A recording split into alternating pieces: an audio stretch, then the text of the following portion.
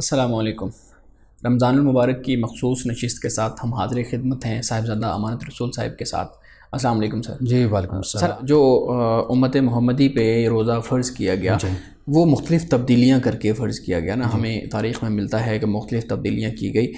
سوال میرا یہ ہے کہ کیسی تبدیلیاں کی گئی اور ان تبدیلیوں کا مقصد کیا تھا؟ یعنی حضرت موسیٰ علیہ السلام کی جو قوم روزہ رکھتی تھی، نبی کریم صلی اللہ علیہ وسلم نے جب حکم دیا اپنے صحابہ کو روزہ رکھنے کا تو اس میں کچھ تبدیلیاں کیوں کی گئیں؟ ان تبدیلیوں کے پیچھے مقاصد کیا تھے؟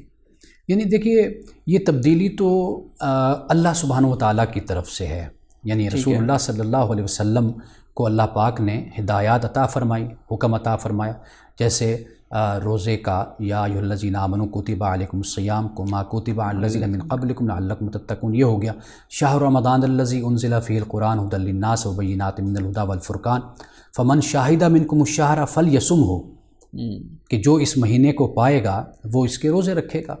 اب اللہ سبحانہ و تعالیٰ نے ہی یہ، چونکہ یہ اللہ کا آخری دین ہے اور یہ مکمل دین ہے، کامل دین ہے، تو اللہ سبحانہ و تعالیٰ نے عبادات ہوں، عقائد ہوں، معاملات ہوں، اخلاقیات ہوں، اس حوالے سے مکمل رہنمائی اللہ تعالیٰ نے امت محمدیہ کو عطا کی۔ پہلی امتوں میں تو روزہ تھا ہی اور فرض بھی تھا، لیکن اس کی شکلیں مختلف تھیں، لیکن اب پورا ایک پیکج اور ایک پورا تصور مسلمانوں کو عطا کر دیا کہ بھی رمضان کا مہینہ ہے اور اس کے 29 ہیں یا اس کے 30 ہیں روزے ہیں، دن ہیں، وہ آپ نے پورا مہینہ روزے رکھنے ہیں، اور پورا بتا دیا کہ سحری کا وقت کیا ہوتا ہے، افطاری کا وقت کیا ہے، یہ سب کچھ اللہ سبحانہ و تعالیٰ نے قرآن میں بھی بیان کر دیا اور رسول اللہ صلی اللہ علیہ وسلم کی سنت سے بھی اس کو بیان کر دیا گیا۔